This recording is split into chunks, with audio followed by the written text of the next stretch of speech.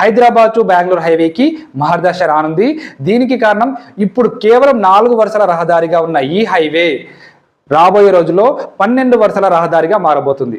ఇప్పటికే ఈ హైవేలో వాహనాల రద్దీ చాలా ఎక్కువగా ఉండడం వల్ల 6 వరుసల రహదారిగా వర్క్స్ జరుగుతూ ఉన్నాయి.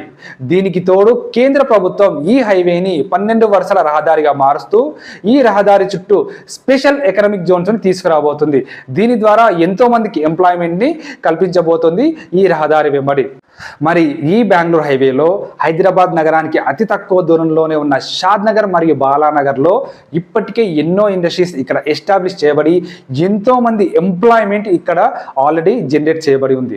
మరి ఈ ప్రాంతంలో బెంగళూరు హైవే అనేది 12 వరుసలుగా విస్తరించబోతున్న తరుణంలో షాద్ నగర్ మరియు బాలానగర్ అతి తక్కువ టైంలోనే మరో గచ్చిబౌలిగా మారబోతుంది అనడంలో ఎలాంటి సందేహం లేదు. కాబట్టి ఇప్పటికీ